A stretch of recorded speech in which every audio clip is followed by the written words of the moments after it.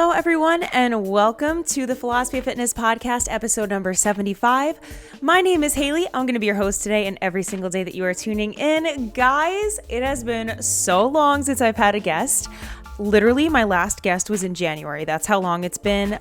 So it was way overdue, and I am so excited for today's episode. I had my friend Max come on, Max Laroque. He is a fitness trainer. He's a sober gym owner, and we had such an incredible conversation. We have a lot in common, and we dive into everything from fitness to mindset, neurodivergent people. He talks about his experience with ADD and neurodivergent brain patterns. We talk about sober dating. We get into trauma through childhood. When I tell you we touch everything. Sobriety, obviously, was a huge part of our discussion as well. And I really hope that you guys enjoyed this episode. It was a really insightful conversation, and I just love hearing other people's perspectives and experiences. So I want to say that this is probably one of the best episodes I could have asked for to have back as my hiatus of having people on the show, because it feels really good to be able to talk to people and to hear their experience. And he is also the host of a podcast called Two Guys, One Pup. He has the most adorable dog. If you guys check out his Instagram, I'll leave it in the description, but his dog is adorable. And we had an amazing chat. So I certainly hope that you guys enjoyed today's episode. And without further ado, let's get into it right now. Max, I am so excited to chat with you. We were just saying before this, guys, I have not had someone on in 6 months. The last person I had on was like back in January. So we're breaking that pattern. So I'm really excited to have you here, Max. Hey, very excited to be here, Haley. I'm glad we connected over Instagram. Yeah, Instagram is so great for connecting with people, especially in the alcohol-free space. I don't know if you've noticed that, and we can obviously get into this more as we talk, but I feel like most, if not all of my friends that are alcohol-free sober, I've literally met through Instagram. I'm completely in the same boat. I got sober December 1st of 2020. So it was right in, I'm in Edmonton, Canada, and we were right in the middle of our second lockdown. So everything was shut down, like a full-on lockdown here. I don't know what it's like. I guess you weren't in Florida at the time, but we were in a full-on lockdown here. And to be honest, like the sobriety community that I've met over Instagram and Facebook was extremely helpful and extremely supportive, especially early on sobriety. So I'm very thankful for all the connections that I've made over Instagram this last 2 years. Yeah, same here. I mean, I can't even imagine. I guess that's a great place to start is your journey specifically with when you decided to give up alcohol. Was the state of how things were in Canada, was that a motivating factor for you, or had you kind of contemplated that before everything shut down again? So a bit of a long story with this one. I'll try and keep it short and sweet. So I actually decided to originally get sober. It would have been September of 2020. So partially due to the state of the world. So I co-own a gym here in Edmonton, and obviously going into our first lockdown, it was quite the shock. Obviously, no one expected to be in lockdown. And when your entire business revolves around being around people and all of a sudden you can't have people inside your business, it's quite the shock. So I really started having my head start spinning on me and realizing that I needed to change my ways in some way, shape, or form. And this was more from the business standpoint. This wasn't even from the sobriety standpoint at this point. So I had reached out and hired a coach for online coaching. Like for a business mentorship coaching. And it was really early on in that program that it started to make me reflect on my relationship with alcohol and drugs. And a lot of it was more so life coaching in the first couple of weeks of that program. And that's what made me really start to realize like, oh yeah, I don't have a healthy relationship with drugs and alcohol. It was something that I knew, but it wasn't until I started doing the work on myself in regards to the breath work, the meditation, doing daily affirmations, gratitude, having a morning routine. It really makes you realize that your shit's out of whack, like to put it politely, your shit's out of whack. And like going to bed, 10 ounces of scotch in me each night, having a couple joints smoked throughout the day. Like, it's just, you never feel great in the morning. And then you wonder why your mood is shit the rest of the day. And then you wonder why your mood is shit the rest of the week and the rest of the month, the rest of the year, right? Until you have that external stimulus, which is alcohol or drugs in your system, you're always pretty miserable. So to be honest, that was when I first started really realizing that I had an issue with drugs and alcohol. Now, fast forward, it wasn't until a couple of weeks after that. One of the things that my business coach had me doing was just being authentic online. And it was very difficult for me to make content because of the fact that I was trying to promote a message of mental health and physical well-being, full well knowing behind closed doors, I'm drinking 10 to 15 ounces of scotch each night and smoking 2 to 3 joints every single day. So it was really difficult for me to actually produce good content and feel good about it, because I knew that I'm putting out these good messages, but then behind closed doors, I'm not listening to any of my own messages. Yeah. So that was kind of the initiating factor. And then at the time I was with my ex-girlfriend and she really wanted a family. She was Italian, really very much wanted a family, a lot of family pressure and things like that. And it was sort of a, we have to do this now kind of thing. And that was when I really kind of hit my moment of like, there's no way I can properly bring a kid into this world in the state that I'm in with my financial health, my spiritual health, my emotional, physical, all of the above health. It was just not a good idea. So that was when I decided to actually get sober. Now, I won't go into details with this, but this ended up causing a massive rift in my relationship to the point where we actually ended because of the fact that I had exposed myself publicly, which in her viewpoint, based off of past trauma and things like that, it exposed us, it exposed her family, all kinds of just, to be honest, kind of nonsense that just hadn't been dealt with in her previous relationships. And then it really came into fruition in our relationship. So technically I got sober out of love because it was definitely the strongest sort of emotional pull that I've ever had to wanting to get sober and having the desire to actually get sober was the fact that I knew I wanted to have a family and knew that if I was going to be a good father, that I couldn't do it in the state that I was. So that was the turning point. And then the rock bottom moment was technically when she ended things with me shortly afterwards, because we went through about 3 weeks of trying to work through all the shit that came from this, but obviously that did not happen. And then kind of went into a slight custody battle over Lucy. And then that was one thing that I was very much like, I'm not budging on this one. Like it's either she's going to be, both of our dogs and we'll have her week to week, or she's my dog. I lost the house. I lost everything. Like for full disclosure, I'm not leaving my dog. So there's one thing I'm going to stand up for here. It's my dog. So long story short, I ended up with Lucy, and she was definitely my rock throughout all of this. So anytime there was any sort of, especially in early sobriety, any sort of desire to want to drink or want to smoke or want to relapse in any way, shape or form, having her there was extremely vital in actually keeping me sober. So that was kind of the quick Coles notes over that. I could go a lot more into detail, but that's kind of the quick Coles notes of that. So I'm officially, as of today, 559 days sober. Wow. Congrats. That's huge. That's really huge. And there's so much to unpack with like what you just shared with me. I don't even know where to start. So it kind of sounds like, at least for you, there were a couple of external things that happened that sort of unraveled and led you to reevaluate your relationship with alcohol, right? So you had that life coach and that sort of opened your eyes to things, and then the relationship fell apart. And it's really interesting hearing you speak about that, because I feel like, especially when people change their relationship with alcohol, at least it happened in my situation too, is like people that you thought were your friends or, you thought were in your corner, all of a sudden are not anymore. And it's not even that it's necessarily anything against them, because I had lots of friends who I used to do nothing with but drink. And then once I stopped drinking, I was like, wow, I really don't have that many friends, because all we would ever do was like drink together. So it's kind of funny how something that helps you grow and evolve also strips a lot of you away. And was that hard for you, like kind of losing that, or did you trust that it was sort of part of the process? You know what? Being in the lockdown, it actually made it a little bit easier, strictly in the sense that even if I wanted to go out to a bar or something, I couldn't. Like they were like in LA or Ice in Edmonton, we were everything was closed. So it actually was kind of a great timing for that, because there was I just simply couldn't do anything if I wanted to. But exactly like you said, it's not the friend's fault, right, for not wanting to be sort of a part of my life anymore. How old are you, Haley? I'm actually going to be 26 on Saturday, so I'm 25. Okay, so I just turned 32 in April, and I mean, to be honest, especially like people our age, it's shifting a little bit now, but people our age really aren't willing to ever admit that they may or may not have a problem with alcohol or drugs. A lot of it, especially in this age, is sort of like, well, no, I'm just having fun. And it's like, if I was to ask myself that question, I was probably having fun till about 25. From 25 to 30, it was not fun. It was just that at that point, I was addicted to having substance with me, right? So it was numbing my emotions, numbing my feelings, numbing my thoughts, kind of all of the above. So I definitely don't sort of blame anyone who I don't discuss or I don't talk with anymore, or who's not in my close circle anymore. It's just sort of the understanding, especially now almost 600 days in, is the understanding of they're just not ready to conquer what they need to conquer. And that's totally fine. And that's one thing I like to spread on my social media is like, my words might not resonate with you today. tomorrow, next week.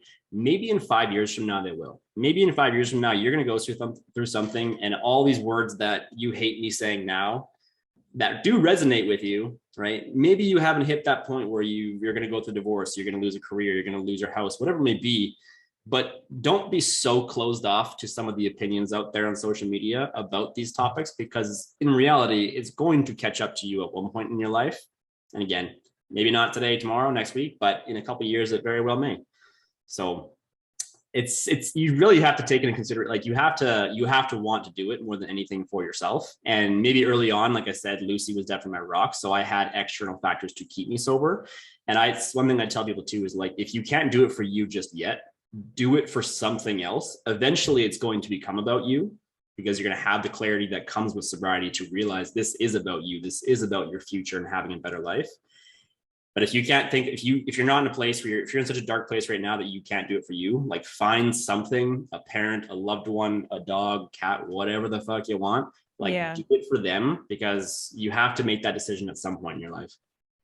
Yeah, that's powerful. And I totally agree with that, because sometimes, people say, well, the change has to be something that's motivated from within you. But sometimes to even get to that point, you have to think about something external. And I know a lot of people whose brains are wired that way. But you mentioned something else when you were speaking that I thought was really interesting, and that I agree with, is that it was a lot easier during the lockdown, because my alcohol-free anniversary is December 31st, 2019. So It was just before like COVID started. And I was like, this is actually a lot easier now, because for me, it was interesting because I kind of I worked at Orange Theory, which I don't know if you know what that is. It's like a fitness, chain, whatever. Sorry, weird timing. We have just recently started coaching the coaches of Orange Theory. I was in Orange Theory gym like an hour and a half ago, coaching one of their coaches. So, no way. Random Wow. timing, but yes. Yeah, that's so random. So I used to work there. And I decided I was just going to do a dry January. I was like, I'm just going to see how it goes. And they were doing this transformation challenge. So I was like, okay, I have an excuse to tell my friends like why I'm not drinking, because I have this special challenge that I'm doing. So then I did the dry January, and I was like, oh my God, like, this is incredible. I want to keep sticking with this. And it's funny because I felt some sort of level of shame about it, like for the first 6 months, where I didn't want to admit to anyone around me that I was choosing not to drink anymore. But I do think that COVID made it easier, because that pressure of going out to a bar or socializing was not even an option. So I think in some ways we were blessed in that sense to just not have that pressure in the early stages. Cause I don't know if it would have gone differently for me if we weren't stuck at home. You know what I mean? Oh, I couldn't agree more. And I've said this a couple of times, like COVID, again, don't get me wrong, there's a lot of shitty things that came from COVID.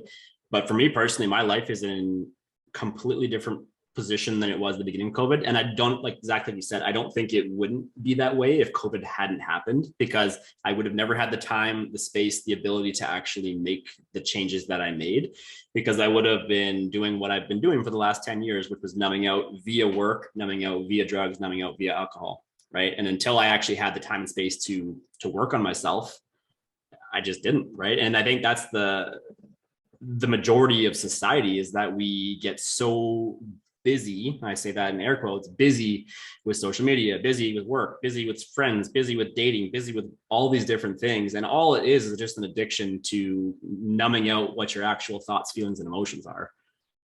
Yeah. I think it's true too. Like, having that step away from everything and having everything pulled away from you, I think on a grand scale forced a lot of people to look inward, maybe for the first time in their lives, where they were just forced to really sit with themselves, because that stimulus coming from every which way was reduced drastically. And it's like, okay, well, I know so many people, and I know myself included, really rethought, like, what am I doing? Why am I doing what I'm doing? Like, why am I like doing this action, or just like following the crowd? Like, I think it was a wake up call for a lot of people. And like you said, not to discredit how horrible it was. But I do think it was almost like a necessary reset for a lot of people mentally and internally. And I think we're even seeing the changes of that now. I think even on a global scale, like, consciousness has evolved, Yeah, well, and that's the thing, is the beauty of slowing down, right? Actually having the ability to slow down to recognize these things. And I mean, don't get me wrong, like, a lot of people looked inward during this time, and a lot of people looked outward and leaned that much more into drugs and alcohol and distractions and all the above as well, right? But again, it's all a personal choice. And I mean, learning more about trauma and things like that. Like personal choices, obviously, it's a bit of a paradox because depending on what your upbringing entailed, right? If you came from an extremely abusive family, extremely tough upbringing, right? Your choices are different than someone who had a quote unquote better upbringing who is actively choosing to do these things. Right. So Yeah. it's the brain is very interesting in that sense too, once you start looking at trauma and past trauma and things like that, and just how our brain is actually wired. Yeah.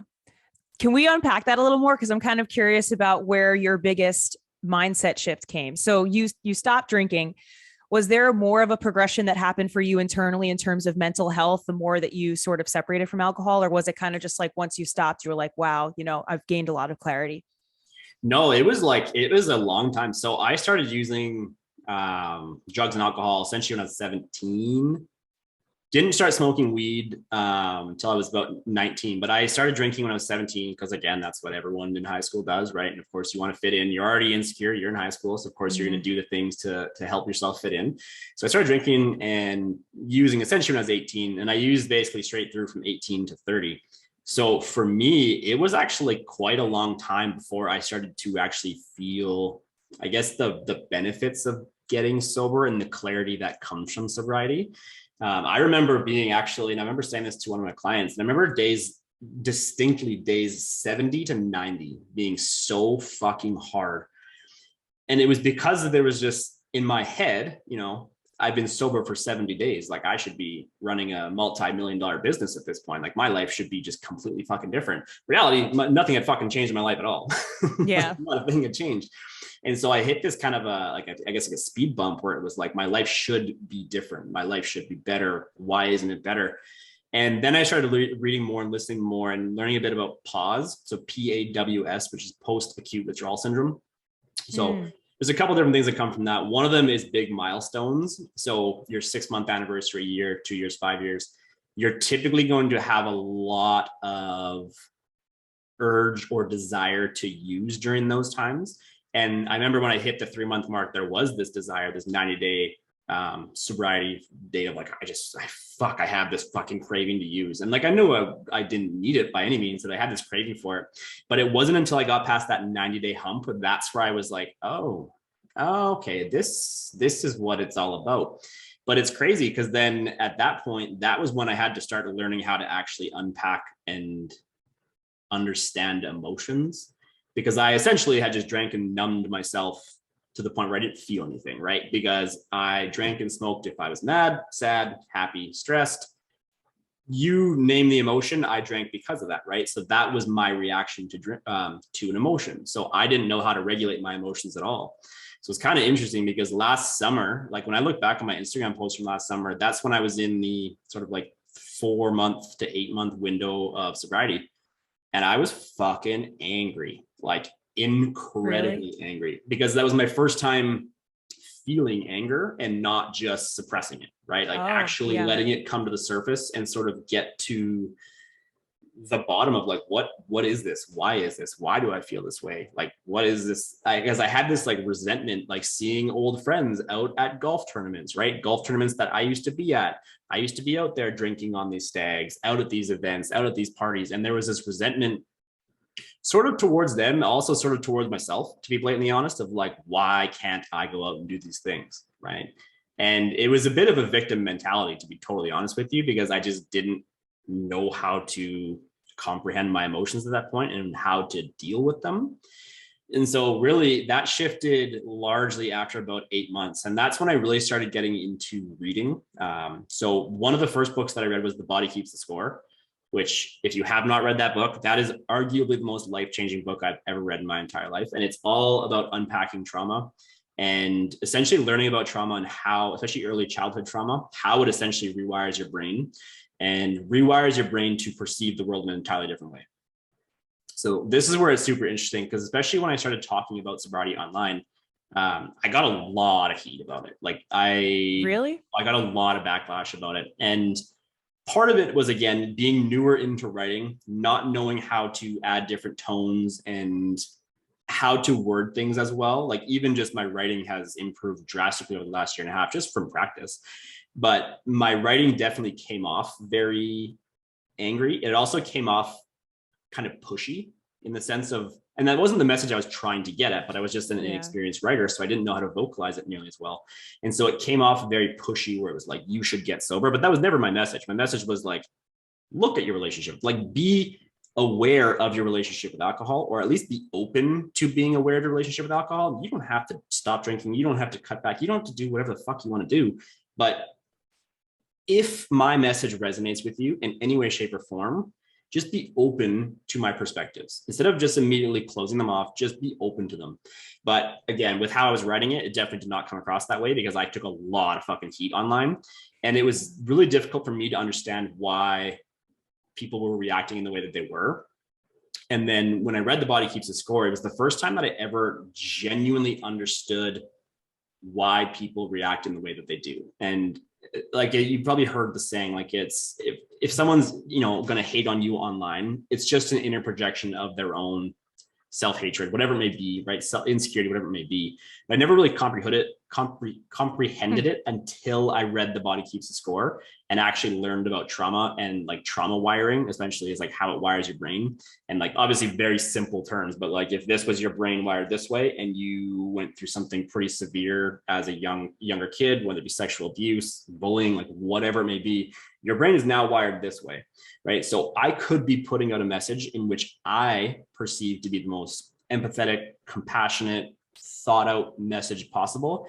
You could read that and interpret it and be like, you privileged fucking asshole, Max, telling people to stop drinking, like, fuck you for saying this. And then they would project that on me. And I never understood it until I read The Body Keeps the Score. And honestly, my approach to people, my ability to not be as reactive to people when they comment hatred or they send me fucking angry DMs is the first time I was ever able to like separate my ego from that and be like, okay, like that person went through some shit. Like, yeah, not my fault that they went through some shit, but they're perceiving my message in the way that they are because the fact they went through whatever it was. So instead of me changing who I am and changing my authentic self to try to make you happy, I'm just going to keep doing what I'm doing. Because if my message resonates with 10 people, but then one person hates it, I'm not going to change who I am and change my message to make that one person like me more. Because then all of a sudden, the 10 people that do authentically resonate with my message no longer resonate with my message. So why am I going to change who I am authentically to, again, make one person happy? Because the reality is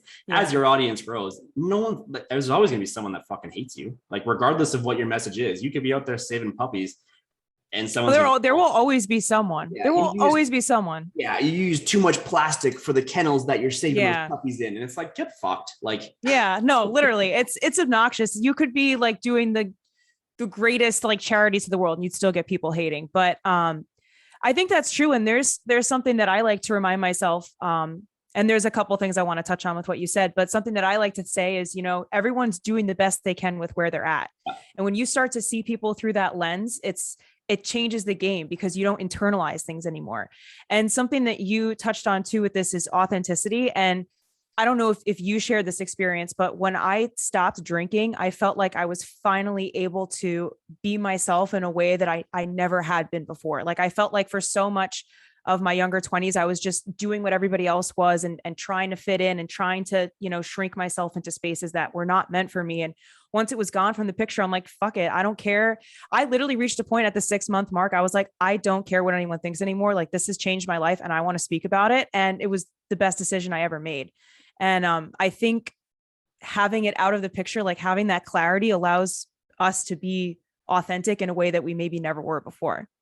It does. And like, I mean, I didn't even do that just in my 20s. I changed who I was to fit in probably since the age of 10, right? I was such my whole life. Yeah. I was such an insecure kid growing up. And like my dad was a police officer here in Canada. And so we got transferred literally all over Canada. So I was constantly the new kid. And that was a large sort of part of the traumatic upbringing with that was the fact that I was always the new kid. And one thing I've always said was it's helped me immensely in my career because of the fact that as a personal trainer, right, you're talking to maybe 10 different people in a day. Well, I can change my personality to fit all 10 different people. And I did that for a long period of time.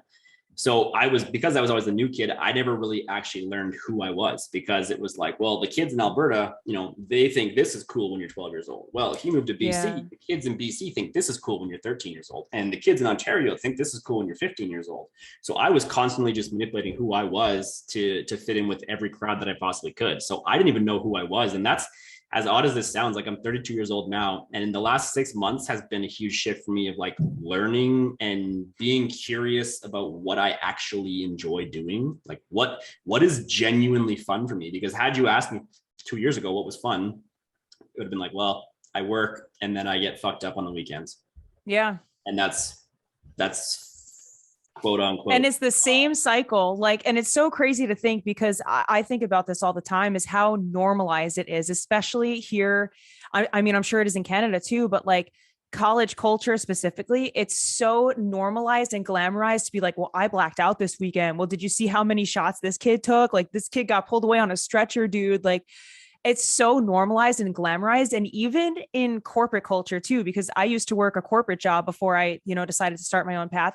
Same thing, like happy hours, boozy brunches, like office parties where everybody's just trashed. Like it's such a part of our society. And I think it is changing now, because I think over the last like year and a half, like with the pandemic, I think society has shifted a little bit, but it's still so prevalent, and it still almost feels taboo, like especially as a young person, to go against that, if that makes sense. You almost like ostracize yourself to a certain degree, especially early on. Like I have 2 weddings that I'm going to this summer, and it's like, I already know I'm going to be like that quote unquote kind of weird. Yeah. Why aren't you drinking? It's a wedding. Like, aren't you going to have fun with us and get fucked up with us? And it's like, hey, and this is one thing I've always said too, because I've had a couple people like actually get a little upset with me and be like, well, why aren't you drinking? And it's just like, hey, look, if I'm at a social event and you cannot have fun because I'm not drinking, I'm not the fucking problem here. Yeah. Like really, I'm not that much of like a fucking depressing anchor that's like here sucking the fun out of the party. Like if you genuinely can't have fun because you're so insecure with your drinking because I'm not drinking, I'm not the fucking right. And then again, it's those people that again, like they know deep down there's some layer of consciousness that they have not yet unlocked, that they know they have a problem. They're just it triggers something, because they wouldn't have that reaction unless they knew deep down that it's like the people that get super defensive of like, well, I don't have a problem, I'm fine, I don't know what you're talking about. It's the same kind of people, or the people that are like, oh, just have one. Like, why can't you just have one? Like they just, it's a big thing too. Like I hate, and I've said this before too, like I hate when people get upset when people are like, oh, I read this and I was so triggered. And I was like, if you're triggered, that means that there's something that you need to pay attention to, instead of just getting triggered and just like backlashing on the internet and writing some fucking angry review. Like think about what triggered you, because clearly if you got triggered by something, clearly there's something under the surface that you need to fucking pay attention to. Yeah. And you're suppressing way down. A trigger is like your body's way of telling you some inner work needs to be done. Well, and that's the thing, right? And actually, one of my neighbors, he's a psychotherapist, and he said the most profound, we were walking the dogs the other day, he said the most profound thing. He's really big into meditation, very spiritual. And so he had done a meditation retreat 2 weekends ago. And it was 6 hours of meditation, Friday, Saturday, Sunday. 6 hours straight? Like Friday, Saturday, Sunday. He's whoa, that's wow. Him and I have some of the most interesting conversations ever, but he said the most profound thing. He was like, until you can quiet the mind, you'll never get into the body. And like, when you think about that, it's like, right? Because your body is telling you things, right? Your body is telling you something's wrong. But as we mentioned, there's so much noise from social media, online dating, work, you name it. There's all of the distractions in the world at our disposal, right? So you have to consciously choose to quiet things down so that you can actually get to a point where you can listen to your body and listen to your intuition and things like that, right? Whereas if you're constantly doing something all the time, right? And I've talked about this with like the difference of like healthy addiction versus unhealthy addiction, right? And it's like people who exercise is a fantastic example, right? A lot of people, well, I exercise all the time, so I'm super fucking fit, or I'm super fucking healthy. And it's like, Yeah. Okay, so you're running like 15 kilometers a day, but you think that's healthy, like, and you can't sit in silence for a couple seconds at a time because you're gonna go crazy. Or the addiction to education, right? People who literally can't go a minute in their day without listening to a podcast, listening to an audiobook, listening to something, Yeah. reading a textbook, where it's like, okay, again, this is obviously a more healthy addiction than substance, for sure. But again, your addiction is to the addiction of escape, essentially, right? Yeah. The addiction to like listening to what your brain has to say. And again, obviously, education addiction is going to be a healthier outlet than substance, but you're still avoiding something that needs to be addressed at some point. Yeah. The root of the problem is still there. It's just Yes, manifesting differently. exactly. And part of it, so I just recently read the When the Body Says No, and a lot of that is talking about, it's very interesting. It's talking about essentially like repressed or suppressed emotion, whatever the emotion may be, or suppressed or repressed trauma, whatever the trauma might be. Eventually it comes out in a physical way. So when you look at ALS, MS, cancer, autoimmune diseases, there is a fuck ton of research to show that that is very clearly attached to the repression and suppression of stress, anger, trauma, there may be, right? And typically there's a triggering event, which makes it then actually come out in that physical manifestation, right? So this book is extremely. What is this book called? That one was When the Body Says No. Okay. Have you heard of Joe Dispenza? Because that sounds a lot like what Dr. Joe Dispenza says. Yeah, very much in line with that. I like Joe Dispenza too, because he's very much like, so Gabor Mate is the author of When the Body Says No, very much in line where it's sort of spirituality with science. It's not just one or the other. So then it really puts the two together nicely, where it actually makes people realize that it is all intertwined. It's not just physical health. It's not just mental health, spiritual, like it all goes together. Yeah. It really does. Mm-hmm. And again, addiction exercise, right? You can be the most quote unquote physically fit person in the world and still get cancer, still get autoimmune, still get whatever it may be, right? So yeah. And it's interesting because, I think it's called Becoming Supernatural is the book by Joe Dispenza, but he basically talks about how people literally get addicted to stress itself and the feeling of being stressed. And when you're in that state, you will constantly seek out more things that will give you that stressed feeling. And it's an unconscious thing. And it usually stems from trauma, like you were saying, but you get so stuck in that cycle. Like I know people in my life that are, oh, well, this terrible thing happened and life is so hard. And like, I have to tell you this horrible story about this and that. And it's just like, they are everywhere. It's like the opposite of rose colored glasses. I don't know what you call that. Like dirty glasses. I don't know, but like, they're just always looking for the absolute worst thing. And then it's just like, it keeps, and this almost gets into like the more esoteric side of things with the law of attraction and manifesting, but it's like, they just become this magnet for just negativity and bad experiences because their brain has literally wired itself to be addicted to being in the state of stress, which is crazy. Exactly. And like negative manifestation works the same way as positive manifestation. Yeah. Like, you always are thinking of the worst case scenario. Like, don't be surprised when the worst case scenario happens. It's again, your brain is extremely powerful. Your thoughts are extremely powerful, and you need to learn how to harness those. Again, it goes back to the childhood trauma side of things, right? Like the addiction to stress is like, you likely grew up in a very chaotic household. Maybe your dad had an affair. Maybe your dad was a workaholic. Maybe your parent was whatever, like what it may be, right? But you get so comfortable with those, and that becomes such a normal part of your life that you almost don't know how to live any other way. And I mean, that's where the hard part, like doing the work on yourself is, and like getting to the root cause of your trauma, of your problems, of whatever it may be. Because again, you can do all the surface level bullshit you want. Like, here's the problem. You can dig around. You can have all the crystals and do all the meditation, but if you're not like actually facing yourself in that way, it's you're not going to get to the root of it. But that kind of made me think of something else too, like with childhood trauma and just how much your upbringing affects how you show up in the world, like as an adult, and especially with attachment styles with relationships. Like that's a huge one that I've noticed, is thinking about how you were in childhood and seeing how that kind of shows up for you later in life. Is it so much of people's patterns are rooted in their childhood. And I don't think enough people talk about that. Like people overlook that.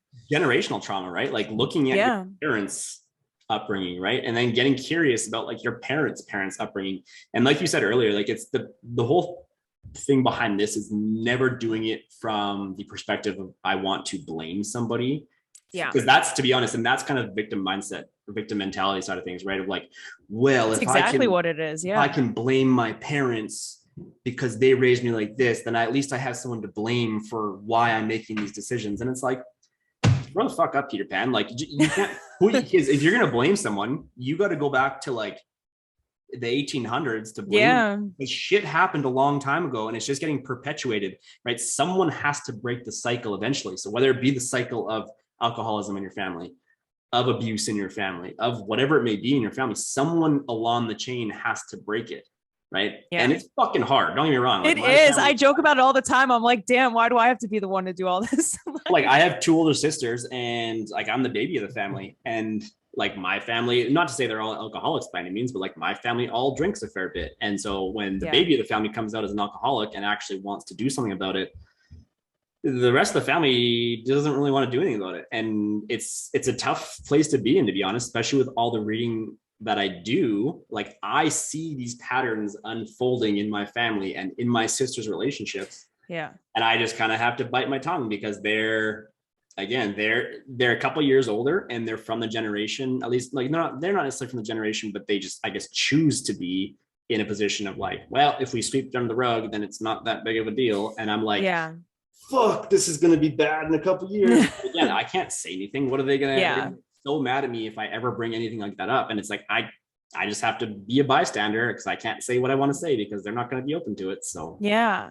You know, it's really interesting, because I've noticed generationally, like, and I don't know if you've noticed this too, but like, older generations, at least in my family, especially, like, hide when something's wrong. Like, oh, we're not going to talk about it. Everything's fine. Like you said, sweep it under the rug. Like, well, we don't talk about that. Like, you're good. You're fine. Almost like demonizing talking about mental health problems.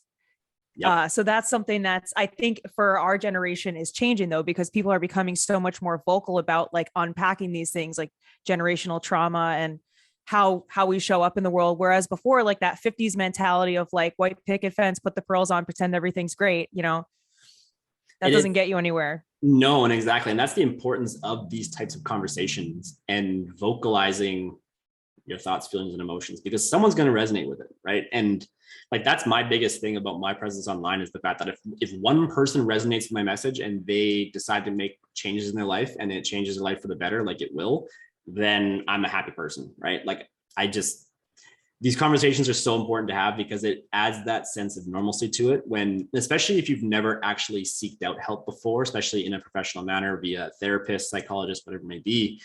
You internalize these things for so many years that you think you're the only one that has these thoughts, and the only one that might think a certain way. And it's like, once you start to open up and listen to these types of conversations, you're like, oh, Max thinks that way too. Like, that's, I would have never thought that Max thinks that way. And it's like, but that's the fucking thing, is that's like the kind of the funny part about it. We all have these, you know, quote unquote crazy thoughts that we think we're the only one thinking. Yeah. That's why I think authenticity is such a superpower, because like you said, even to know that one person could benefit from what we're saying today, or one person will reach out and say that, you know, they were inspired to stop drinking because of how open you were. Like, that's the best feeling in the world. And I think that's why, like you said, that's why you do it. That's why I do it too. It's not, you know, I don't have to have everybody agreeing with me. And I've reached a point now too, where, you know, when I first stopped drinking, I didn't speak about it, like I told you, because I wanted to play it safe, and sort of like that people pleasing mentality, which is something that I still struggle with. But I'm like, you know what? If someone agrees with this, they're going to agree with it. If they don't, they can unfollow me. They cannot, you know, watch my content, whatever. But I actually found the opposite to be true. I thought that people were going to judge me, and like, but then I had an outpouring of support when I started speaking more candidly about it. And from people that I never would have expected, you know, to reach out, kids in high school that like were not friends with me, you know, kind of reaching out again. And it is really mind blowing to see. And it's kind of a reminder too, of like, this is why we should be encouraged to be authentic. We shouldn't be discouraged from fully expressing ourselves. Like, because I feel like social media for such a long time, we're kind of pivoting away from this like perfectionistic, you know, like ideal Instagram sort of thing, to people just being raw and real. And I think that's why TikTok is growing so much now, which is like a totally different tangent, but it's just people being authentic and like speaking their shit, you know?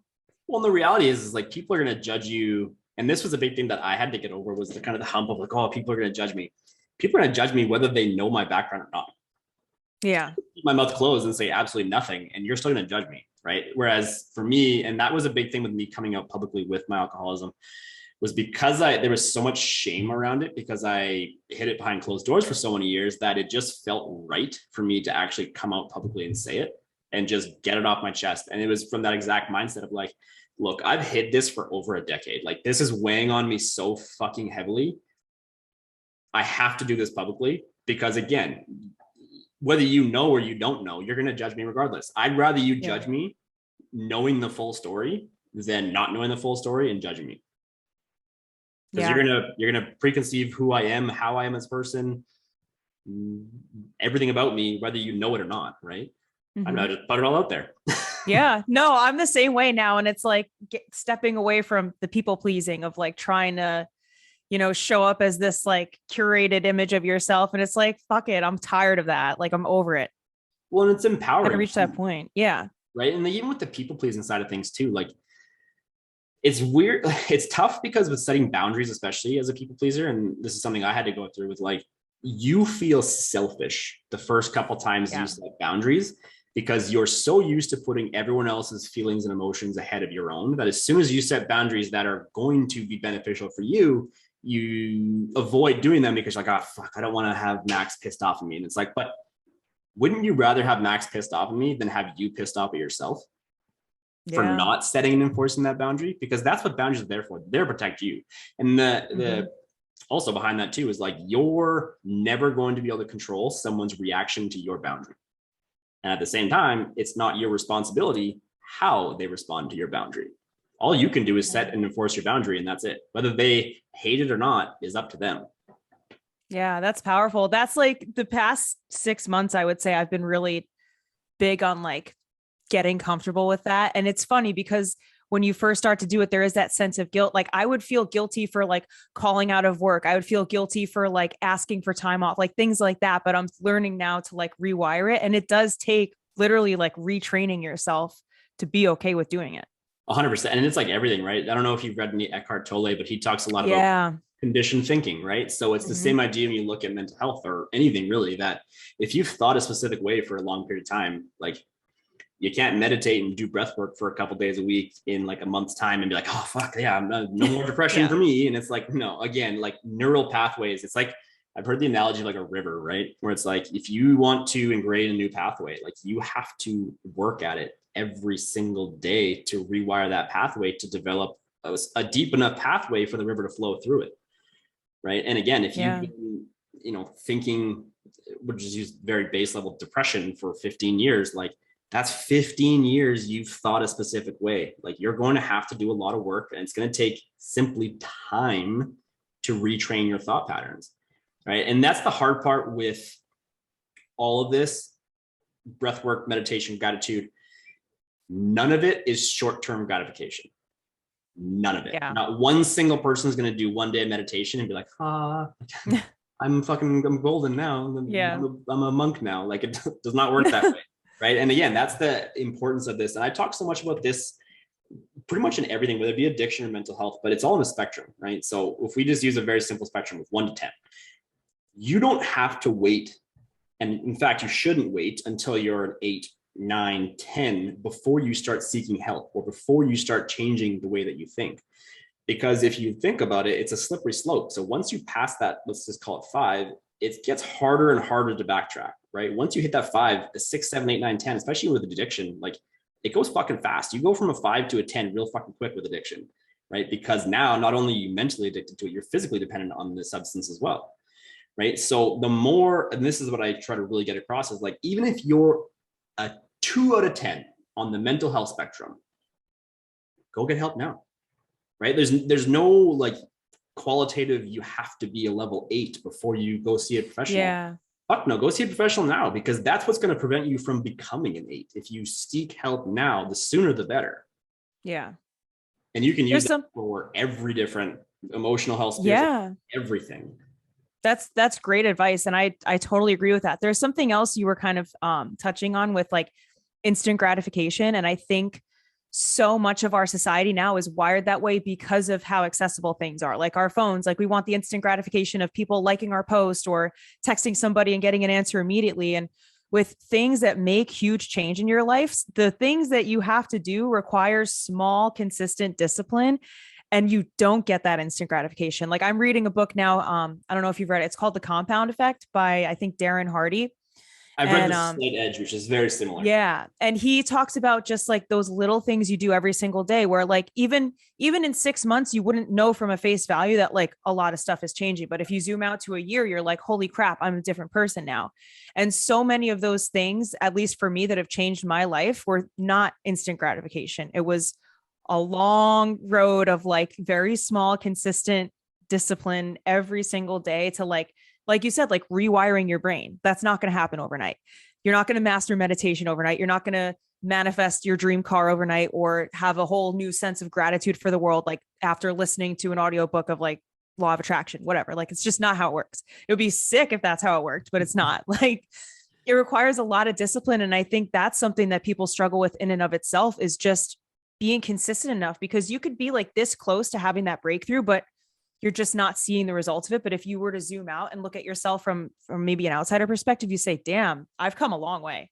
Yeah, I love the zoom out analogy because that's the thing is everyone fixates on the day-to-day differences. And it's like, just zoom out like 6 months at a time. Yeah. Like, so much of your life has changed. But if you're so fixated on the day-to-day difference and like waiting for that one morning that you wake up and it's like, oh, wow, it's all works. It's just not going to happen, right? Like you really have to zoom out and start, I guess, auditing your life in that sense too. And like audit your life. Like if you're working on your financial health, okay, like look at the last 6 months. Has it improved? Have you been budgeting? Have you done the things that you need to do to improve your relationship with it? And that's where, I mean, this is what people really don't like is like the genuine honesty with yourself of like, are you doing the work? Yeah. And like, that's hard, right? But then that's again, the hardest part about that is like the true honesty behind it, because you can fucking half-ass gratitude, half-ass intention, or half-ass journal, half-ass that. But it's like, if you're doing it with zero intention whatsoever, it doesn't matter if you meditate for half an hour. And I say that because especially if you're newer, no one's fucking meditating for half an hour. Right. But you would be better off doing 30 seconds of like hyper-focused meditation than you would with intention, as opposed to 30 minutes of very unfocused attempt at meditation. Yeah. It's like the idea of just going through the motions of thinking that you're doing everything you're supposed to be doing. But intention is so powerful too. Like even for myself, I set intentions in every area of my life. And I think of intentions as like microscopic goals, right? Like daily intentions of like, what am I going to do today that's going to serve the greater goal? If maybe it's meditating, maybe it's journaling, maybe it's stretching. Like I'm really bad with stretching and I hate doing it. And I'm like, oh, well, I don't need to do that. I shouldn't make time for whatever.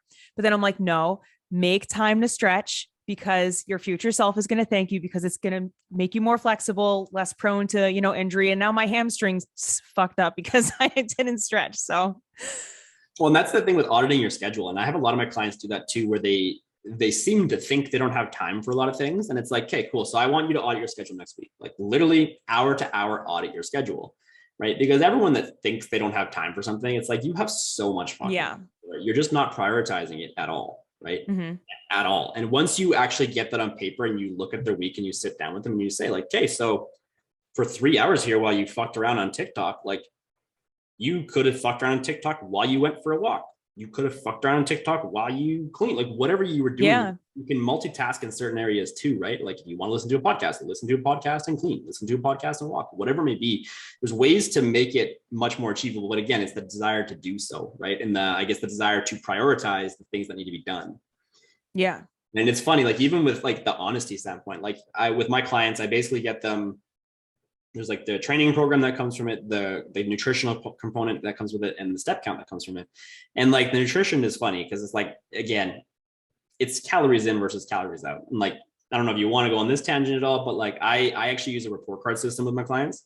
And so I give them an actual grading system each week, or a grade each week based off of their performance off of those 3 criteria. And the whole reason I implemented that was like, so it allows your expectations to match your efforts. And calorie counting is funny because it gets a bad rep, when in reality, it's like, if you can separate calorie counting from the reason you're doing it for, instead of your self-worth, right? It's a huge change, because it's just data. It's like saying someone who budgets their money has a finance addiction. And it's like, Yeah. no, they want to know what's coming in versus coming out. And it's the same. If somebody wants to change their body composition, if you're just fucking YOLOing your calories and not tracking a single thing, you could work out, you could run 7 days a week, you could do all of the things. And I say that in air quotes, you could do all the things and not lose a fucking pound because you're eating too many calories. And this is where the report card system is funny with my clients, because if I ever have a client that's like, I'm not losing weight, this is bullshit. I actually, on the app that I use, I can see the calories that they're putting into the trainer. Oh, yeah. Added up over a month. And I'm like, okay, so technically I gave you a budget of whatever, 90,000 calories this month. According to Trainerize, you ate 60,000. Yet somehow you put on weight. So apparently you are defying the laws of thermodynamics, or you're a fucking liar and you're not eating what you say you're eating, or it's those little snacks or those little not weighing out, grabbing an extra handful here and there, like not weighing your second helping, not weighing butters, not weighing your sauces. All of a sudden, I did a video on this a couple months ago, the difference of 250 untracked calories per day. In 30 days, if you were to mistrack or just not track 250 calories a day, which is 2.5 tablespoons of fucking peanut butter, that would be the total of 7,000 extra calories in a month. Damn. You get someone that's like, I'm not losing weight. And again, you look at it like that and it's like, hey, well, 1 pound of fat is 3,500 calories. Yeah. You just mistracked 2 pounds of fat in 1 month. And then it becomes this like conundrum of like, so you're now getting pissed off because you're not losing the weight and you think you're doing the work, but you're not doing it with any fucking intention. And you wonder why you're not seeing results. Yeah. Like, it's those little things. It's the small little things that add up. Counting calories is not fucking rocket science. It's actually, it's math. It's a very useful tool too, right? Because it builds awareness on what you're putting in your body. It allows you to understand simple nutritional knowledge. If this is your plate, what should it look like with protein? What should it look like with vegetables? What should it look like with carbs? Yada, yada, yada. And that's the whole point that I put with calorie counting. And obviously, if I've had clients in the past who've had eating disorders and disordered eating patterns and things like that, then we obviously talk through it and figure out a different game plan for that. But like, if you genuinely want to lose weight, count your calories. It's again, it's not fucking rocket science. It's actually very simple. And it's going to be the most tangible feedback loop to say, yes, you should be losing weight, or no, you should not be losing weight. Yeah. And be honest with yourself too, because it's a wake-up call. Like when you first start to track, you're like, that's how much is in that, or that's where I'm like adding extra stuff. Like I'm that way with like butter on stuff. Like I love butter and I'm like, that adds up so fast. Like butter on bread or like butter on pasta, like little things like that can totally sneak up on you. Or even sweets at night. Like I have a sweet tooth at night. That's something else. Like if you cut out, like, let's say you have like 200 calories worth of chocolate every night. If you cut that out, oh, one of my lights just went out, as I said, cut out. If you cut that out, that small little change, you're going to see results from. It's not drastic, but it also requires you to be honest with yourself of like, okay, this is where I'm expending a little bit more than I want to. And I think a lot of people get spooked with counting calories and tracking macros because it requires a lot of honesty with yourself.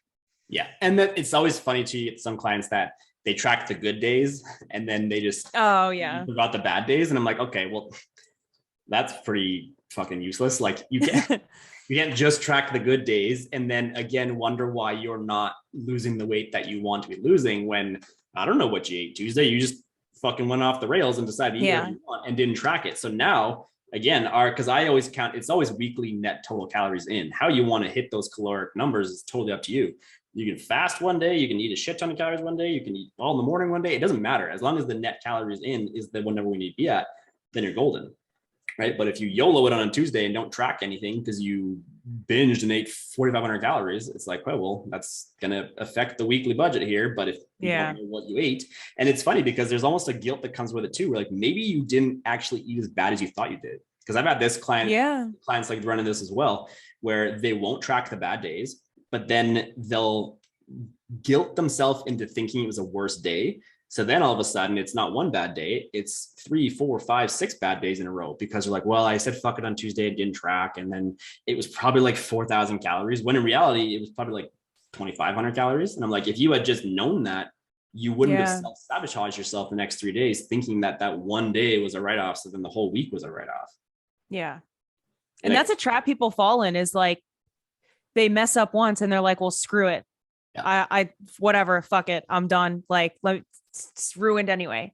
And that's like something that I suggest to people. I did nutrition coaching for a while and I kind of like stopped for a little bit because I'm trying to prioritize other stuff. But like, if you want to have something, like if I was working with someone, they were like, I really, really want like a burger, like so bad, just have it and move on. Because otherwise, if you restrict yourself all week, on the weekend, you're going to go crazy and then say, oh, Haley, I had like 5 sliders and like a bunch of wings. And I was just like, whatever. So then I had cheesy fries. Like it just like, in my opinion, have it, get it out of your system and get right back on track, but keep track of it because that's how you know that you can budget for it.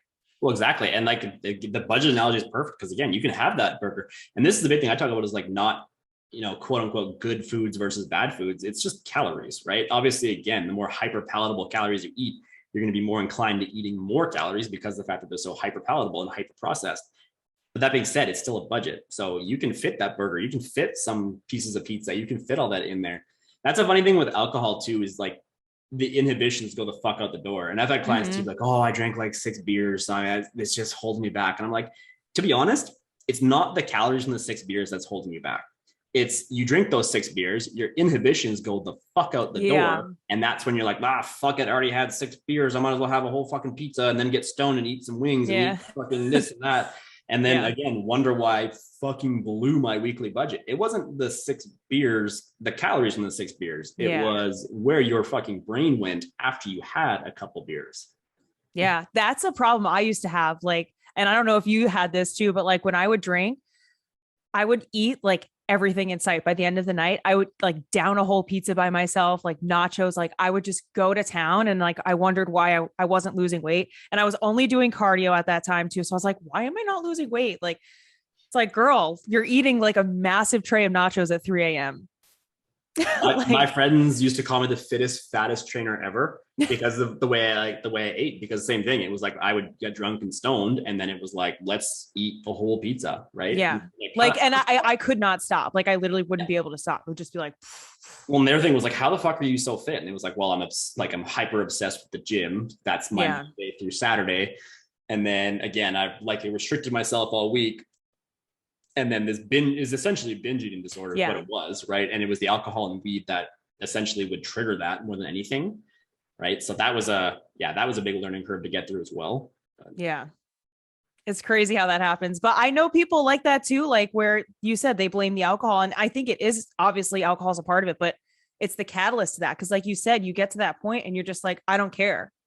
Like that internal switch happens, and it's like all logic and reason is kind of just out the window. Yeah, it's like, the 450 calories from the beers aren't helping matters, but the 2,500 calories you ate that you didn't track because you said fuck it after the 450 calories of beer. Yeah, that's what's really holding you back here. Yeah, it's crazy. So I actually want to get into something else that I was thinking about and something we had like messaged about before, and that's sober dating, because that's something that I've been struggling with a lot. And I know you said you were struggling too. So can you share with me a little bit about your experience? Yeah. So it's been a journey to say the least.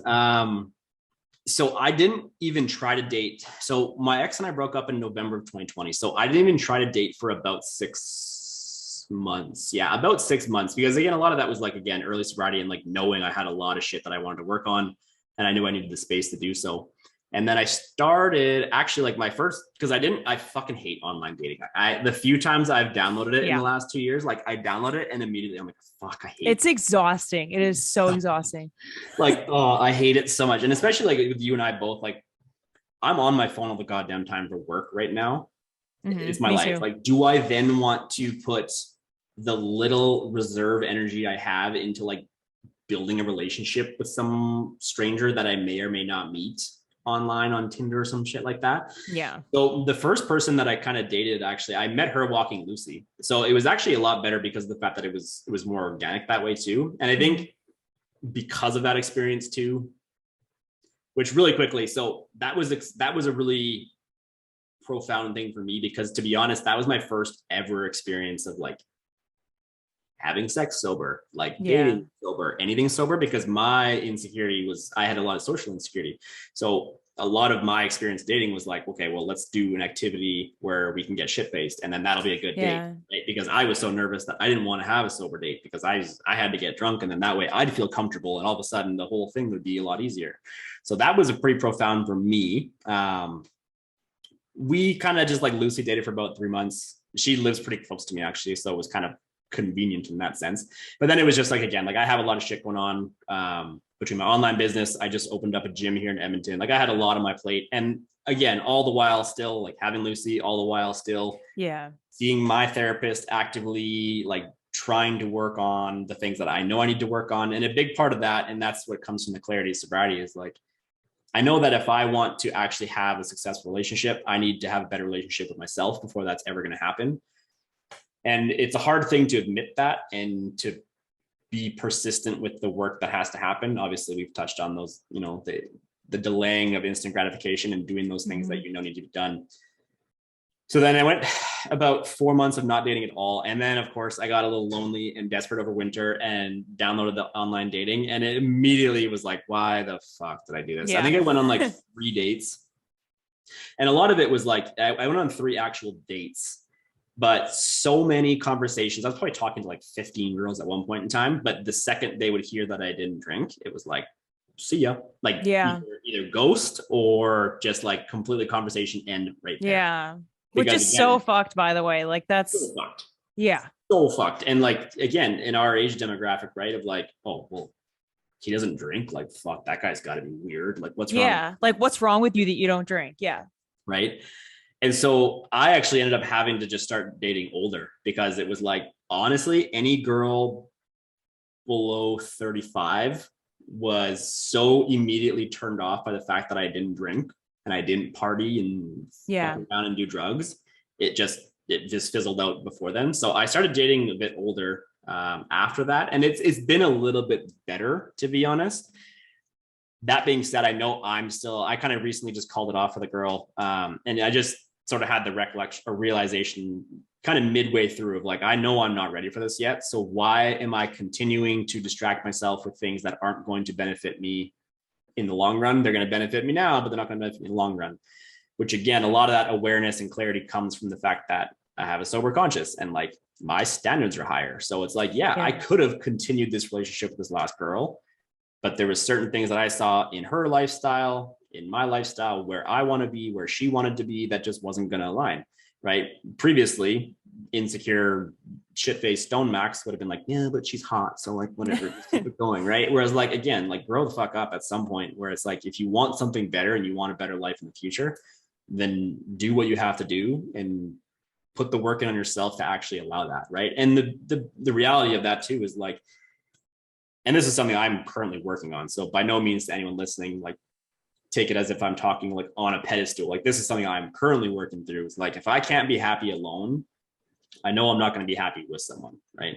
And that's what I'm working towards now, is like genuinely being as comfortable and happy and fulfilled being alone as possible. So that if I do meet someone that's going to add to my cup, awesome. But I don't want to be the codependent that I was previously, where my happiness was fully reliant on somebody else's happiness, because my ex-girlfriend, my ex-relationship was essentially that. And when that blew the fuck up, life really fucking sucks when all of your happiness lies in somebody else's hands, because you don't have control of that in any way, shape, or form. It's all scary. You have is control over your happiness and how you believe, what you place your self-worth at, what your beliefs are, what your values are. So until you have a really good idea of what you want, what your core values are, and what you see as being a healthy relationship, I would suggest just not being in a relationship. Because to be honest, dating in general, and I have a client that's like, and I've talked about her on our podcast before, like fully addicted to dating, but that's her escape, right? Because of the fact that she was in a relationship for 10 years prior, very unhealthy, very mentally abusive towards her. Again, like very degrading towards her. So now she is fully addicted to dating, because she can go on these dating apps and go on different dates and get this positive affirmation from 100 different fucking guys. Well, yeah, that feels good when you've never had positive affirmation from a partner. At the same time, if you can't positively affirm yourself, what happens when you don't have the ability to have hundreds of fucking strangers positively affirm you all the time? Yeah, that's crazy. It's cool to hear your experience though. I mean, my experience has been like a little bit different. So, I have not really been very successful with it like at all. I'm trying to think. I didn't even date anyone like for most of COVID. I was on dating apps, but my problem with it has always been like, so I'm very open about the fact that I don't drink. And I say it in my profile because I'm like, I just want the person to know it like right away. Because like you said, people are weird about that. And unfortunately, people do judge about it.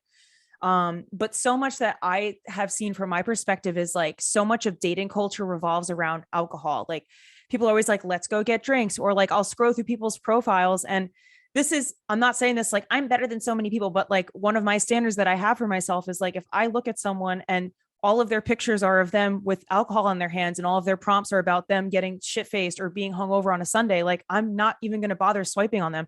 I don't care how attractive they are, because like I know that I would have no place in their life. Like, why would I put myself to be with someone like that? So, I've had a hard time in even like finding someone potentially, because I just feel like so much of, especially in our age brackets, so much of dating is so heavily revolved around drinking, and so much of socializing is like revolved around drinking, where it's like, I wouldn't even feel comfortable. And like, I still don't even feel fully comfortable, like going into like a bar or a club, especially with someone that I don't know. Like that's a boundary that I've had to set for myself. Like there was a few months ago, I had an experience where, I went out to brunch and I was with my mom actually, and we sat at the bar, but I literally was like, I can't be here right now. And it wasn't even that I was triggered in the sense of like, I want to have a drink. I was just so uncomfortable being around all of these people that were like shit faced. I was like, I have to get out of here. Like, so I don't know. My experience has been a little bit different than yours, but that's kind of. No, and I'm the same way. And it's like honestly a bit of like cognitive dissonance almost when you end up in those scenarios too, where like you just feel so out of place. And it's just like,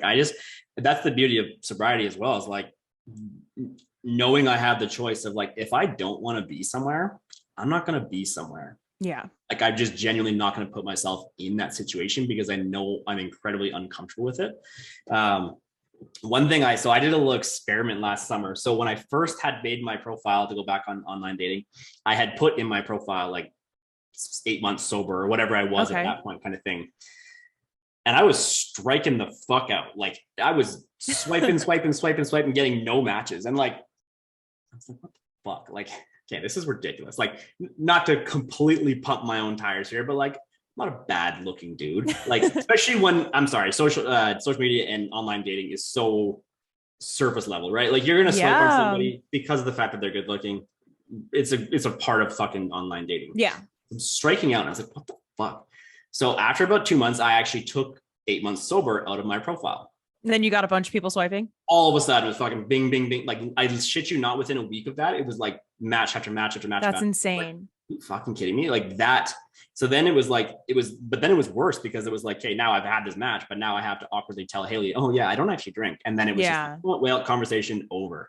Right. So to me, that was just such a huge turnoff of, many different things when it comes to online dating. But that one was one for me where it was like, okay, this is clearly not where I'm going to meet somebody that actually aligns with who I am as a person and what I want out of my life.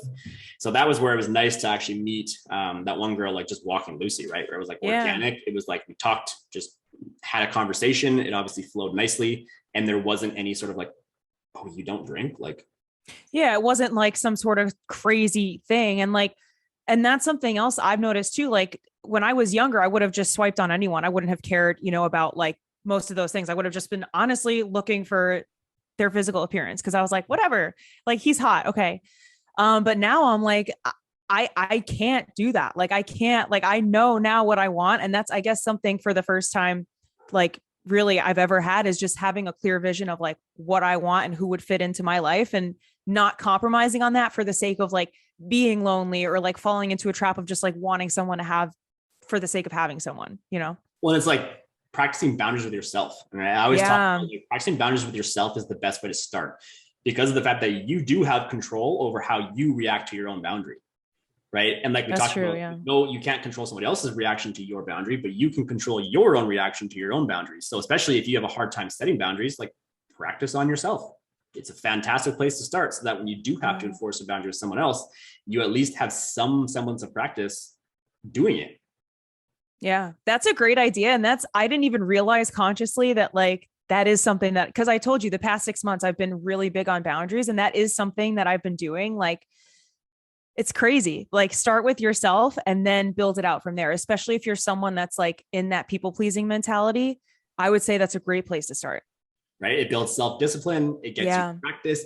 And that's a big thing that I really say a lot is like all of these things take practice, right? And I think people go into it with like, again, meditation, gratitude, journaling, whatever it may be, is like they're going to just be good at it. It's like all of this takes practice. Setting boundaries takes practice. Learning how to count calories takes practice. Learning how to love yourself takes practice. All of this takes practice. So it's interesting. Gabor Mate talks a lot about like flipping the verbiage towards like why you do certain things instead of doing it from a place of punishment. Switch it to curiosity, right? So get curious as to why you let that person walk all over you. Instead of being, frustrated or mad at yourself that someone walked all over you, get curious as to why you allowed that. Yeah. Right? Because in this, he's talking more in reference to like addiction and things like that.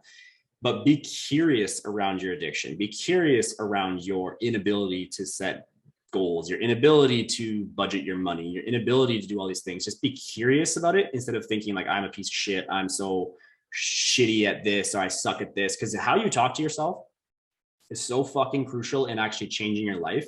So if you're constantly telling yourself you suck at something, you're probably going to keep sucking at it.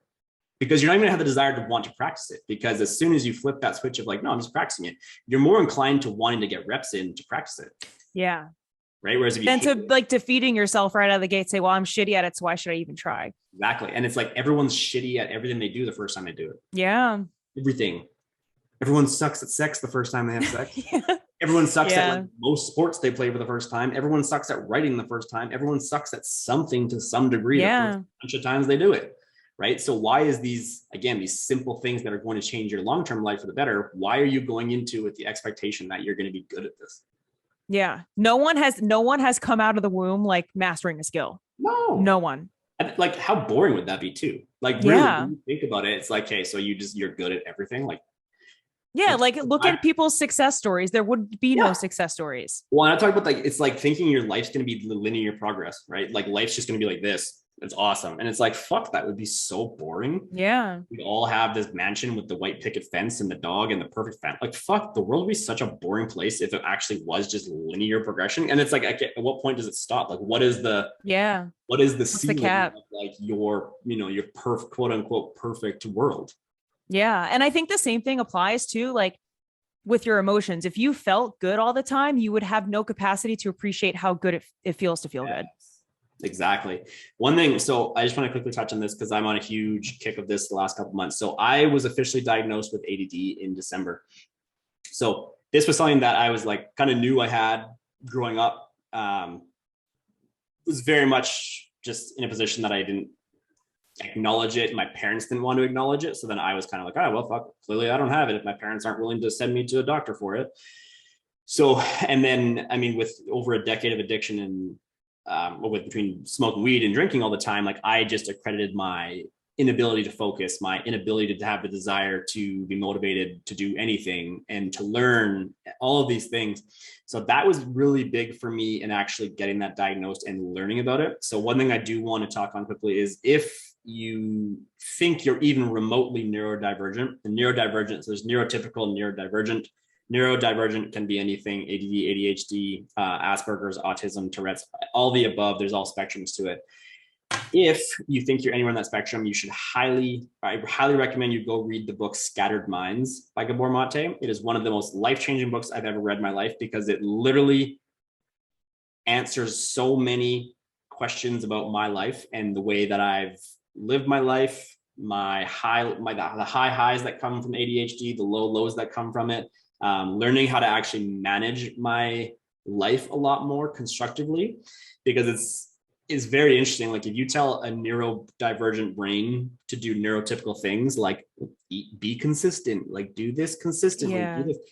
A neurodivergent brain is the opposite of consistency. So you really have to actually broaden your perspectives to find ways that are going to work for your brain. And one of the things that's a common characteristic with neurodivergency is very low self-worth. So high sensitivity, very low self-worth. So the reason I brought that up was the talking to yourself. So again, Oh yeah. or you talk down to yourself. If you are neurodivergent, you're fucking sensitive. So you may only think that you're sensitive to what others are saying to you. You're fucking sensitive to what you're saying towards yourself. You're that much more sensitive than a neurotypical brain telling themselves they're a piece of shit. So if you're telling yourself you're a piece of shit 10 to 15 times a day, that's taking a huge impact on your ability to change. And again, as subtle as that may be, start to audit how many times you talk down to yourself in a day. Because again, it's that conditioned pattern. So if for every 2 times, easy example, let's say you talk shit about you twice a day, but then you only reaffirm yourself once a day, right? Eventually that number has to flip where you're talking to your shit about yourself once, and then you're positively affirming yourself twice. Eventually, obviously, they'll be more positive than negative, but you have to start somewhere. And yeah, I just wanted to touch on that quickly because it's so fucking important, because that was a huge game changer for me, was actually realizing all of these things and learning, like knowing the importance of it, but then knowing how much more important it is to do those things when you are neurodivergent. Yeah, I've never heard anyone explain it in that way, or even like think about like how someone's brain is wired differently, because things aren't one size fits all. Like I don't think in any area of, self-help or development that there's like a one size fits all formula that everyone can follow to master their life, because everyone is chemically different in their brain. So like you said, if someone is wired that way, what'd you say the name of that book was again? Scattered Minds by Gabor Mate. Scattered Minds. Yeah. So Scattered Minds, that would be a great thing to check out. That's really interesting. Highly recommend that. And again, part of that is even like going back just quickly to calories, right? This has changed my approach to coaching significantly. Because again, if you tell a neurotypical brain to be neurodivergent or vice versa, it doesn't fucking work. So if I tell you who's ADHD to eat 2,000 calories a day, 7 days a week, the fucking chance of you doing that is literally 0.1%, because that's not how your brain works, right? Yeah. There's a reason the book's called Scattered Minds. Like, it's all over the place, right? And again, anyone who is listening who's has ADD, ADHD, like, think about when you clean your house. Do you clean your house in a structured manner, or is your house a fucking disaster, but you clean it meticulously? Yeah, it takes you a long fucking time, but you clean it meticulously, right? If you've ever been able to, if there's a topic that you're not interested, and this is a big one for me too, is like, if there's a topic that you're not interested and you're ADHD, you cannot force yourself into learning that. You can try, but you're going to beat yourself up trying to force yourself to learn that. Whereas all of a sudden, this is where school was a tough one for me, because it compartmentalizes you to the point where, again, you do, your history, your language arts, your math. Well, fuck, if I'm not interested in any of those topics, I then turned into the quote unquote bad kid because I wasn't paying attention, because I didn't give a flying fuck about that. I'm over here like writing out workout programs and like doing shit that I'm interested in. The teacher thinks I'm a bad kid. In reality, I just fuck about that. But like, so counting calories, it's net calories in. So you know what? If your weekly budget is 14,000 calories, you can eat 1,000 calories Monday. You can eat 3,000 calories Tuesday. You can eat 1,200 calories Wednesday. You can eat 1,800 calories Thursday. As long as your weekly net is where you want it to be, you're going to gain weight, maintain weight, lose weight. You don't need to eat 2,000 calories a day. Yeah. Right. So telling that to someone who's neurodivergent is like an absolute game changer for them, because then they're like, holy fuck, like, so I can lose weight and not just eat the same shit every single day. And it's like, no, absolutely not. And then it goes back to the good calories, bad calories. Like, if you budget in that burger and fries, sweet. Like, eat a little bit less tomorrow and you're golden. And again, as long as you're at your net budget, you're going to hit your fucking target weight. Yeah. Right? But being able to vocalize that and make people comprehend that is an absolute game changer for people. Because again, even when I look at my past, like you get very hyper focused and hyper motivated when you have something to look forward to. So basically from the ages of 20 to 28, every single year, I went to Lollapalooza 3 times, like 3 years in a row in Chicago. I went to American Spring Break twice in Mexico, all of these crazy things. But basically what I would do is like book a vacation 10 months away. So you had something to look forward to? Train like a fucking lunatic for like 10 months. And then I would go on this vacation, drink my fucking face off, and then come home super fucking depressed and like wonder why I was. And I'd book a vacation 10 months around. So the reason I bring that up is like with the report card system that I use with my clients, I always say like the best client is a B to a B+ student. And everyone's like, well, that doesn't make sense. Like, I want to be an A+ student to lose the most weight or gain the most muscle. And again, zoom the lens out. It's not about being an A+ student for 12 weeks. Anyone can do that. Yeah. How can you manage that over a year, right? And the thing with this that's really important to see is like, I'll use myself as an example. I was an A+ student for about 9 months. And then I was a D student for about 3 months. Law of Yeah. averages. If you zoom out the lens from that year, I was technically a B to a B+ student over that year, right? You don't need to be a B+ consistent student for the year, right? And again, telling a neurodivergent brain that they do, it's just not going to happen. They're going to lose focus, lose motivation right away, and they're just going to fall off, right? But being able to understand that is so important because it allows people to reflect. Because again, like anyone can do anything for 12 weeks at a time. Like anyone can be an A+ student for 12 weeks, but can you consistently do that? The likelihood is all no, because it's very all in. But how do you verbalize that to a neurodivergent brain so that they don't then beat themselves up for being that A+ student for 12 weeks and then being that D student, right? So being able to like actually let people understand why they do that is such an empowering thing, because they're like, oh shit, okay, like, so I can do basically fuck all for the next like 4 weeks as long as I get back on the wagon after that. And it's like, that's really what it boils down to, because you can't fuck this up unless you just completely stop. Yeah.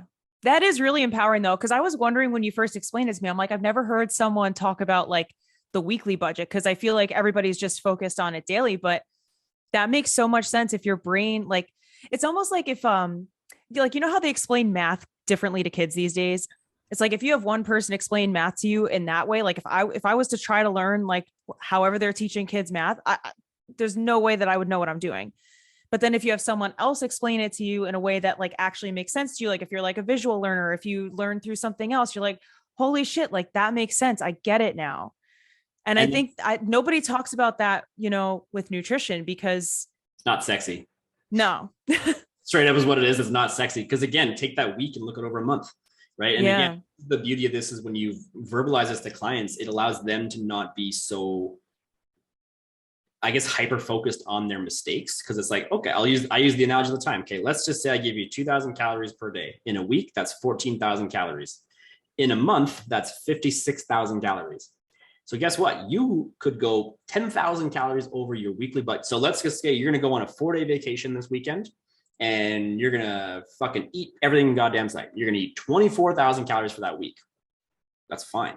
If you have 56,000 calories for the month, what do you need to eat daily for the next 3 weeks to make sure that you're still at or under 56,000 calories?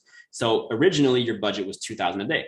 Cool. We do the math on it. All of a sudden, okay, so for the next 3 weeks, if your daily budget was 1,750 calories, technically at the end of this month, you're still going to be at or under 56,000 calories, which means weight loss. Yeah. Right. And again, that's empowering because people can go on vacations and not think like, oh, I fucked it all up.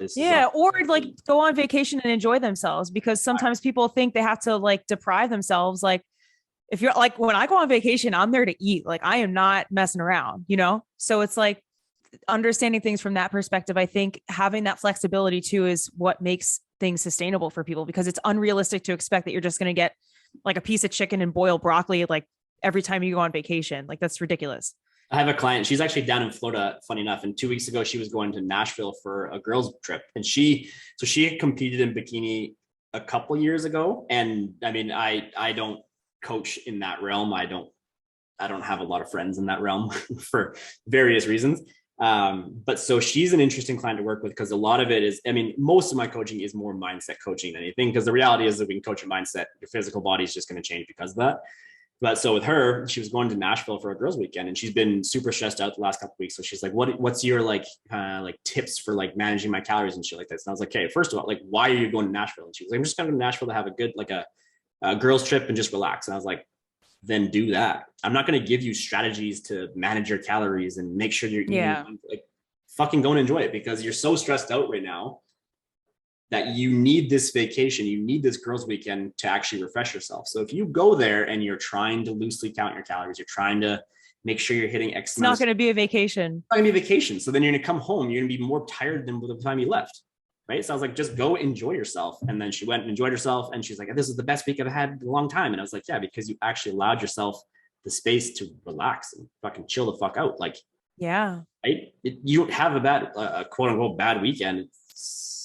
It's life. And again, I mean, if you're in the bikini world and that's your sport, obviously this is a different context, because like if you're going to get on stage in 2 weeks and you're going to be comparing yourself to a girl that's standing beside you, that's also fucking ripped. Like, yeah, you're probably not going to want to have a refreshing girls weekend 2 weeks before. Like, it's a different population for sure. But it's just a good way to like shift your perspectives that, again, you can have weeks that are quote unquote terrible and just bounce back. Like, yeah. And think about how unrealistic it would be to expect that you'd be super disciplined 365 days of a year.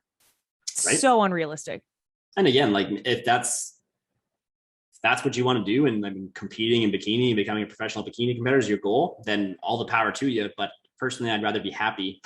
Yeah. I'd rather be happy 365 days a year than be consistent. Yeah. And it's funny because I have a few friends that I know right now. One of them she's training for like a bikini competition. The other one, he's whatever the men's version is, like just bodybuilding, I guess. Yeah. But they both talk about how miserable they are with what they're eating, like straight up miserable. And I'm like, I mean, that's great that they're trying to do that, but like, I could not do that. Yeah. And I mean, I have a bit of a sour taste with that sport. I dated a girl a bunch of years back who was a national bikini competitor, and like seeing the toxicity in that sport from like the eating disorder standpoint, the negative self-image, negative self-worth, like, and comparison, like, well, and like basically it's like a lot of them get into the mentality of like, if they're not what they are, if they don't look like what they do on stage, which is completely impossible because of the fact that you've done your water cut, you're dehydrated, you're not actually healthy, quote unquote, healthy on stage. You're actually incredibly depleted on stage. But then they get into the mindset that, well, if I don't look like I was on stage, then I'm like fucking overweight. And it's like, what the fuck are you talking about? Like, you're 10 pounds over your stage weight, and your stage weight was just water. Like, what are you talking about? But again, that's the industry that is bikini and bodybuilding coaching, right? It's like, it's extremism to it's so extreme. Yeah. It's crazy. And yeah, if that's what you want to do, great. But that's not for me.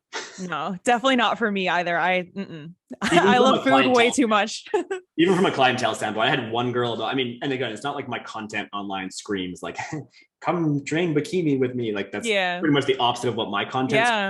But I had one girl about 8 months ago ask if I would coach her through a competition. I was like, fuck no. Yeah.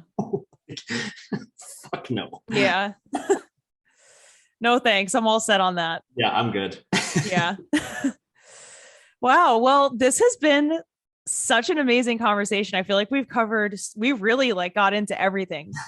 Like, I can go on tangents all day long.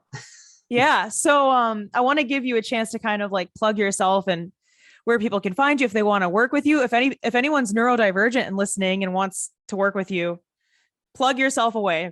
Yeah. And that's kind of what I'm shifting my focus towards, is actually just from the education that I put myself through the last couple of months since I got diagnosed with it. Cause it's, again, like the word I kind of keep going back to is it's very empowering, especially if you're later in life getting diagnosed with it, because you lived your life this way and never really understood why you did the things that you did, right? And again, especially if you were compartmentalized as like the bad kid in school because you didn't pay attention or whatever, or your parents, like he's just hyperactive. And it's like, well, like what did you do as a parent to like help the situation, right? Instead of just continuing to shit talk him for being a bad student and enforcing his own or her own low self-worth.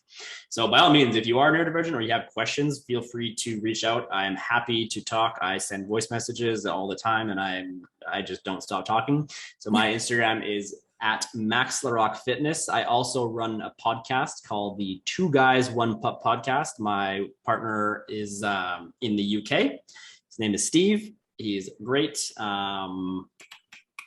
My website is maxlaroquefitness.com. But yeah, I mean, I'm most active on Instagram, realistically. My website does have a work with me option as well in there, but most active on Instagram. I love my podcast. I know we wanted to quickly touch on the podcast because you had asked earlier why I got into podcasting. So, I mean, I guess why I got into it. A large part is, so I'm currently working with Jordan Syatt as my business mentorship coach. And so his three big things is having either a blog, a YouTube channel, or a podcast for long form content, and then being more organized and content pillaring. So pulling, I'm sure you're aware of this, right? Of like pulling from your long form content to use that for your social media, because I kind of did it ass backwards and was like all social media and not doing long form content. Oh. And so for me, like I'm still in the process of writing blogs and getting into blogging. But for me, with being a personal trainer for 12 years, like if you've made it this far in the podcast, I'm sure you're aware, like talking comes very naturally to me. So podcasting to me was a very natural way to produce long form content and not have to put a ton of pressure on myself to write more. I'm fine on video too. I just haven't gotten into the YouTube side of things. But so podcasting for me was very much, that was my easiest intro to long form content and my most natural. That being said, podcasting has been one of the most therapeutic things I've ever fucking done in my entire life, because it's essentially, I mean, really, it's unguided therapy, right? Is what it is. Like you can, especially if you do solo episodes like you do. Oh, here, yeah.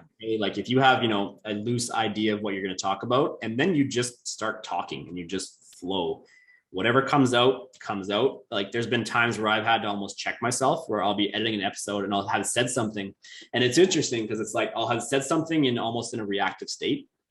And when I listen to it over, I'm like, do I actually believe that? Or was that a preconditioned thing that I may have used to believe that I don't actually believe anymore? But because I was in a more reactive state, because of whatever Steve and I were talking about, it just kind of came out. And so it's actually allowed me to reflect immensely over the last 5 months of podcasting, just on like my beliefs, my core values, what I'm willing to put up with, kind of all the above. And like, I don't know, I've recommended clients to start like an anonymous podcast, an anonymous blog, because obviously self-expression is one of the most crucial elements of becoming a happy and fulfilled human. Because if you don't express yourself in some way, shape, or form, like you're just suppressing that emotion and suppressing those thoughts, feelings, emotions that you want to get out, right? And nothing fucking feels better than just letting it all out there.